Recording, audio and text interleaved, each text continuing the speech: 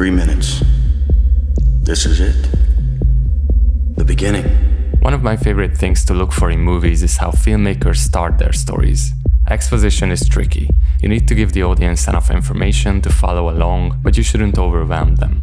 And David Fincher is a true master of this. His opening sequences flow so seamlessly and hook the audience so effortlessly that we barely notice how or when we receive all the key details that shape our understanding of the world and characters. In the age of visual hooks, ads and TV commercials that fight for our attention, it's easy to overlook just how ahead of his time Fincher has always been. In the cinema where people have already paid for their tickets and are committed to a 2-hour film, making the first few minutes exciting might seem unnecessary. But not for Fincher. A lot of people were just like, what the fuck?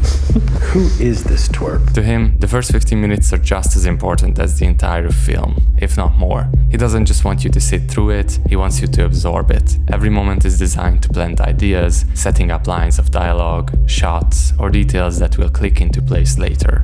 And there's no better example of this than the prologue and first 30 minutes of Fight Club, an exposition so perfectly executed that it sets up the entire film and pulls you into its world of chaos. Gentlemen, welcome to Fight Club. Fight Club is one of my favorite book adaptations, because it not only improves on several aspects of Chuck Palahniuk's novel, but also perfectly captures its humor and stream of consciousness style. From the very first moment, the film places us inside the narrator's mind, deep in his amygdala, the part of the brain responsible for fear, before zooming out to reveal the gun in his mouth held by Tyler. We are inside his head not just visually, but sonically. With a gun barrel between your teeth, you speak only in vowels. Hearing and experiencing his thoughts as much as we see them. The scene immediately plants the most important questions in our minds. Why is the narrator in this situation? 3 minutes. This is it. What's going to happen in 3 minutes? People are always asking me if I know Tyler Durden. Who is Tyler Durden? And right away it offers some answers. The demolitions committee of Project Mayhem wrapped the foundation columns of a dozen buildings with blasting gelatin. Before introducing a third key character, The girl named Marla Singer. and transitioning seamlessly into the past. This flashback structure frames the narrative, showing us the moment of highest tension, which ultimately bookends the story. But this prologue isn't separate from the rest of the exposition. The quick pace of the montage and the narrator's chaotic thinking pull us into his mind, carrying us through the setup. The film's space-time is unplaceable. It takes place in a city that feels like nowhere and everywhere. No, wait, back up. Let me start earlier. Over the next 25 minutes, we see flashbacks within flashbacks, introducing Bob, the narrator's insomnia, his consumer-driven lifestyle, his morally questionable addiction to support groups, his narcolepsy, the cave, Marla Singer, and finally, Tyler Durden. all of these elements are packed into a single serving portion of exposition without ever feeling like a forced information dump. Despite the rapid pacing, Fincher ensures that the audience follows along effortlessly. What's amazing here is how we move through a sequence of montages with moments from the narrator's life, transitioning one after the other. The editing and narration makes this both unique and easy to digest. You know, the entirety of Act 1 of this film really is like a long montage that explains Jack and his world. The inciting incident, which marks the end of the first act and the exposition, comes at the 28-minute mark when the narrator's apartment is destroyed, wiping away his old life. This moment pushes him to reach out to Tyler Durden, setting everything in motion. To better explain why this 30-minute sequence is perfect and how Fincher achieved it, let's take a look at how a screenplay typically looks like. This is Sitfield's paradigm, which organizes stories into structured timelines. It's a simple formula we've seen countless times in movies, but the key elements to highlight are the inciting incident and plot points, both crucial in driving the screenplay forward. They are often confused, but the main difference lies in timing and the protagonist's role. The inciting incident disrupts the protagonist's normal world, something that happens to him, making his role passive. Plot points, on the other hand, are events and decisions that redefine the story's direction. Here the protagonist takes action, actively shifting the narrative into the next act. In Fight Club, the inciting incident is the destruction of the narrator's apartment, forcing him to start over and seek shelter. This leads him to Tyler Durden, and his decision to live with him ultimately results in the creation of Fight Club. So really that's the moment of the beginning of true psychosis there. Plot point number 1. Now the first act is over and the real story begins. Tyler? Later on in the film, Tyler disappears and he looks for him around the country only to realize that he remembers these places. Do you know me? Are you sure this isn't a test? Plot point number 2. This starts the third act and will lead us back to the place of the first scene. These 2 plot points anchor the story. The first one is the start of it all, the loss of control for the character, which leads to the inception of Fight Club, and the second is where he wants to take back control and end Project Mayhem, which has taken on a life of its own. But we are talking about Fincher. It's not that simple with him. You see, Fight Club is a peculiar case, because as we later learn, the narrator blew up his own apartment. So was he active or passive? From his perspective and ours, following his unreliable narration, it seems like an external event. But by the end, we realize he was never truly passive. This perfectly aligns with the film's themes of self-destruction, identity crisis, and repressed desires, making it a story that resists a standard structure. Part of the praise has to go to the original author of the book, Chuck Palahniuk, and screenwriter Jim Uhls, who worked together with Fincher to present and get studio execs to make Fight Club. I said, here's the 2 ways you can go. You can do the $3 million version of this movie and make it on videotape, or it may go straight to DVD. Or the Real Actors edition here is the $50 million version. We went off when we came back, we had a schedule, we had a budget, we had a cast. We had storyboards, and we had a script. We put this giant thing on the table and we said, here it is. It's Brad Pitt, it's Edward Norton. You have 3 days, let us know. He had everything figured out, securing Brad Pitt and Edward Norton early on, and later casting Helena Bonham Carter, who had mostly played very different roles but became just as essential to the film as her co-stars. Look, I want to take the book, make it into a movie. I don't want to change it that much. I want to try to maintain as much of this voice. The strongest thing the film has going for it is Chuck's voice. But for an author as detail-oriented and hands-on as Fincher, the screenplay is just a guideline. A film like this evolves through continuous adjustments with key decisions made throughout production. While text has many tools to explain and describe, in film, visual cues shape the logic, making the director's role crucial. So how does he build these perfect stories? Let's go back to the first scene. Deja vu. All over again. The technique of a deadline is one of the most common tools to create tension in a film. You got about 30 seconds. By establishing that in 3 minutes everything ends, the filmmakers create a world which hinges on whether there will be resolution in this time frame. Think of your favorite films, and I'm sure you will find that certain scenes or even the whole film is built around the critical deadline. Find the president, bring him out in 24 hours. And here Fincher uses the type of deadline that Hitchcock talked about, the bomb under the table. Tell the audience there is a bomb under that table, and will go off in 5 minutes. But the whole emotion of the audience is totally different, because you've given them that information. You've got the audience working. But Fincher tricks you again, because when we return to this moment, the 2 things that build suspense at the start are no longer relevant. One, the bomb beneath them was never a threat, it's in a different building and they are safe. Jack passes out, so we fade to black, and then when we come up, they're in a building, but they're not in the same building. The bomb must never go off. You work that audience into a state, and then they'll get angry because you haven't provided them with any relief. Its purpose in the opening is to get your attention, to look for information and possible solutions on how to resolve the danger.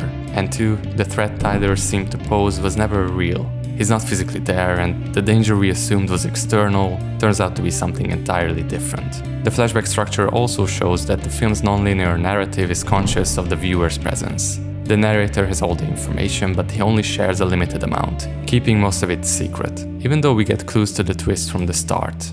I know this, because Tyler knows this. Or think of what Fincher calls the subliminal breaths. Subliminal, think.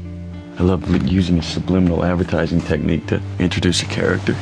The fractured storytelling mirrors the narrator's already disturbed mind, making the eventual twist feel perfect and inevitable in hindsight. This unreliable storytelling extends beyond structure. Breaking the fourth wall isn't just a stylistic choice, it's a side effect of the film playing out inside the narrator's head. And to emphasize this even further, Fincher makes the film even more meta, turning it into a film within a film. For example, Tyler's exposition isn't just a backstory, it's a performance. He addresses the audience directly, pointing at objects on screen, as if he's presenting a manifesto. It's as though Tyler knows he's not just selling his philosophy to the narrator, he's selling it to us, the viewers. showing us that we are also consumers right at this moment. And the intertextuality goes even deeper, since we are watching a film which is operating within the film as well. It's also about power. Up until the narrator meets Tyler on the plane, we see him judging those around him, making smart remarks which positions him as superior in our eyes. But with Tyler, the dynamic shifts instantly. Tyler, you are by far the most interesting single-serving friend I've ever met. In just a moment, Tyler takes control by pointing out the very characteristic the narrator relies on to feel superior. How's it working out for you? What? Being clever?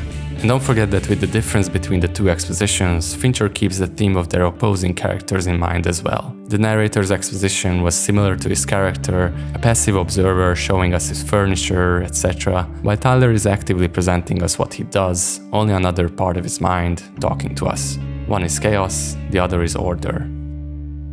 On the topic of order, David Fincher is the most precise and economical director in my eyes. The reason why he can keep us on the edge of our seats is because every shot and every scene he implements has a place in the film. He only uses what's really necessary. If I could make the movie shorter, I would, but given my intimate knowledge of all the material, I just couldn't get it any shorter. And he means that. Take this scene from the girl with the dragon tattoo. The character is invited to a remote town far up north, so he takes the train. That's it, a simple scene, but there are several ways to handle it as a director. Do you show him leaving and then cut to the estate when he arrives? Should he drive there by himself? Maybe a taxi could take him and just skip through the drive itself. Each of these choices would omit details that become relevant later. So instead, this is how Fincher does it. The location is far, so getting there takes a long time, and it's much colder than in Stockholm, so he feels uncomfortable. The character lacks crucial information about the one inviting him, making him slightly concerned and skeptical. The head of the estate is wealthy but unable to travel, so he sends his right-hand man to pick Mikhail up. This establishes the man's importance while leaving his trustworthiness uncertain. By stating that he wants to go home, first time in Hedestad? And the last. It foreshadows how important this place will be throughout the film, and the bridge they cross itself is one of the most crucial locations to the investigation. In the car, it's established that the right-hand man has already lied or manipulated him. Oh, don't say that. It's lovely in the spring. You said it would be lovely in the winter. That Mikhail wants to leave as soon as possible. Well, I'll be on the 4:30 train back to Stockholm. And the reassurance that the ones inviting him pose no threat, so he can relax. You'll be home tonight, if that's what you wish. This also implies that he might change his mind after hearing their proposal. Oh, the 4:30. Yes, I know, okay. But as we later see, the more he is captivated by the story of the Vangers, he is less and less insistent on going back with the train. With simple moments like this arrival sequence, Fincher adds layers of meaning and foreshadows important character moments. Every shot has a place here. Even if he makes them as short as possible, he's a perfectionist, and leaving out these elements would take away from the meaning of this journey. On the topic of his methods, let's also mention some of his other openings, because Fight Club is just one example, but I believe he nails it every time. The first scene of Zodiac shows you the second murder of the serial killer. The audience might wonder, why not the first one? We get hints, but the full answer only becomes clear toward the end of the film. Darlene always had a lot of boys around, even though she was married.